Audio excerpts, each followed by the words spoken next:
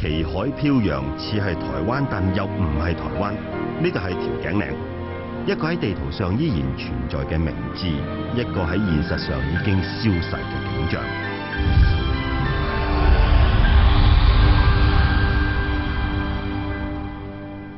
你喺邊度咧，就係睇唔到咁多青天白日滿地紅旗。甚至咧到呢個90年代咧，有人話咧，即使喺台灣咧都即係冇一個社區咧見到咁多嘅青天白日滿地紅旗。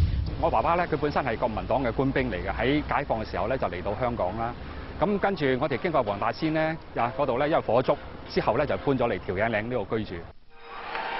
1949年中國大陸嘅戰火徐徐熄滅，8年抗日戰爭，3年國共內戰，神州大地滿目瘡痍。香港又一次面臨巨大挑戰，人口喺5年之間激增咗100幾萬，令到港英政府措手不及。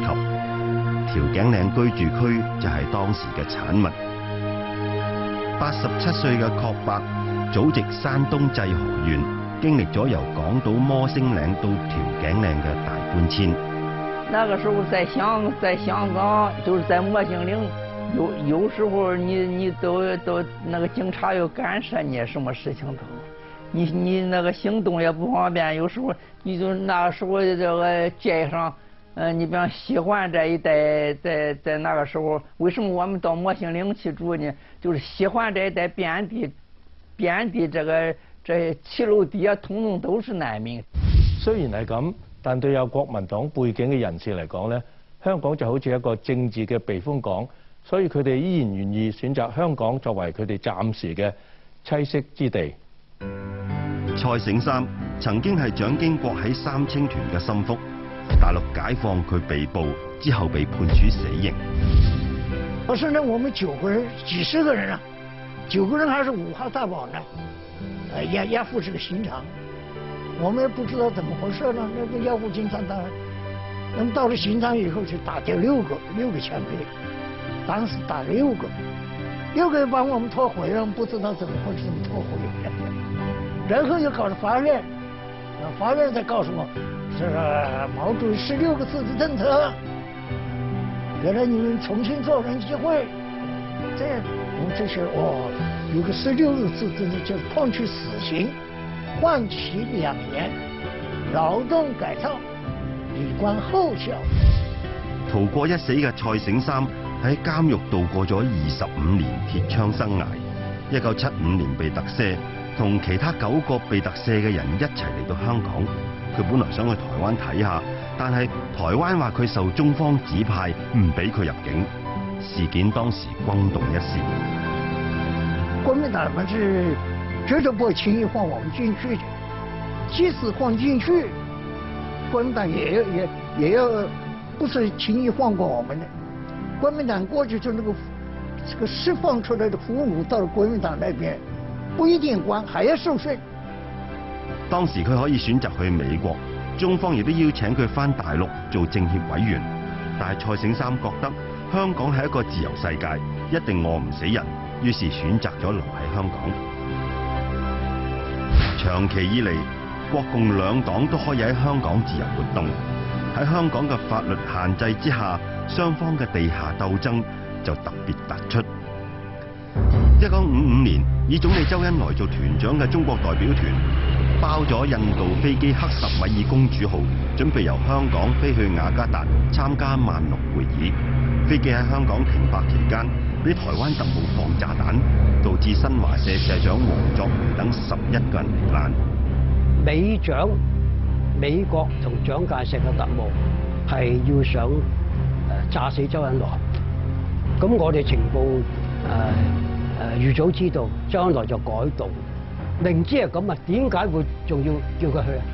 咁呢個咪就唔單止係國際大陰謀，國內都有大陰謀，犧牲黃作培呢個代表團係可以造成國際嘅轟動，掀起一個世界性嘅反美反蔣嘅高潮。事件發生之後，港府受到中共方面嘅壓力，覺得有必要對香港嘅國民黨勢力採取一定嘅限制，同時盡力分隔開兩派嘅勢力範圍。1950年6月，一批左派人士去到摩星嶺大跳秧歌舞，同住喺嗰度嘅親國民黨人士發生衝突。咁香港政府就係有種恐懼，就係話呢班人係有軍人嘅底走到嚟香港，係咪？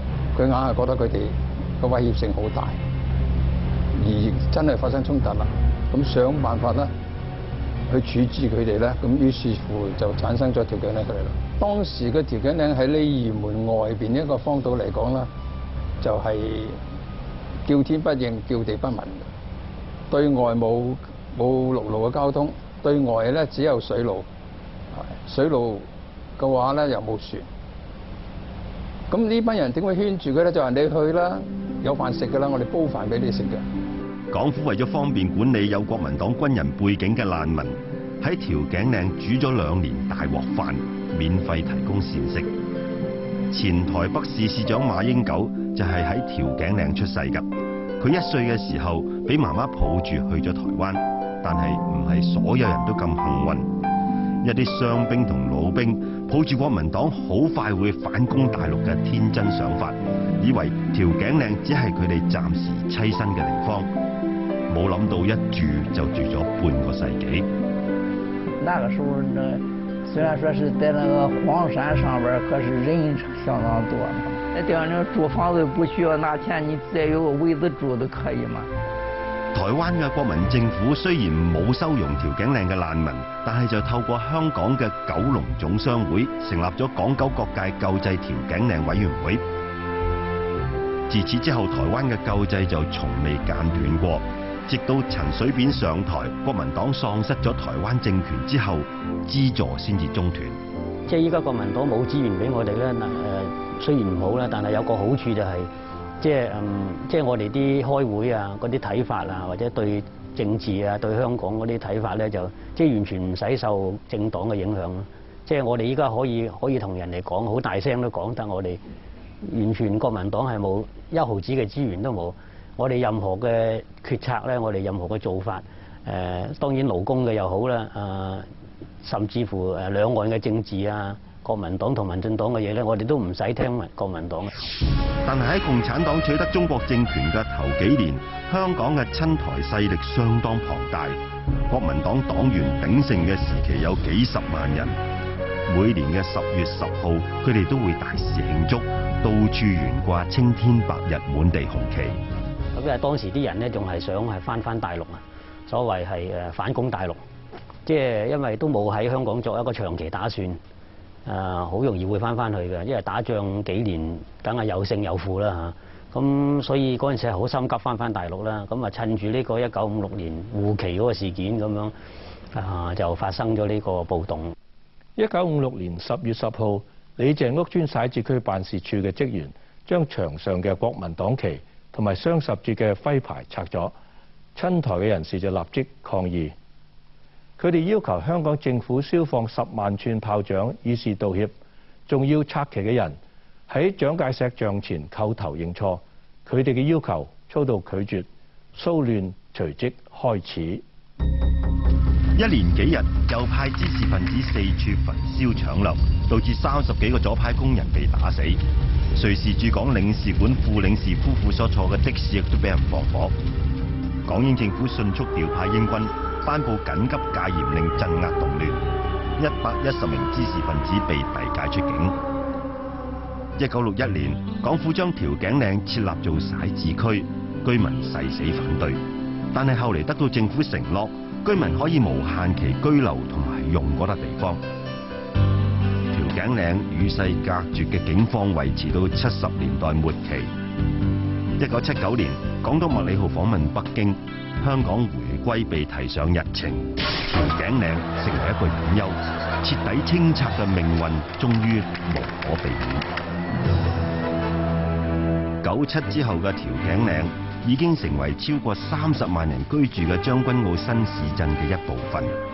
原來嘅調景嶺居民經過極力爭取，獲得政府集中安置喺公共屋邨。經過半個世紀，調景嶺嘅人終於完全融入咗香港呢個大家庭。事隔11年，香港又發生一次更大規模嘅暴動。令香港人經歷戰後最大嘅一次騷動，同時亦都令香港政府大大改變以往嘅管治模式，為香港經濟起飛奠定咗基礎。請留意下一集《六七暴動》。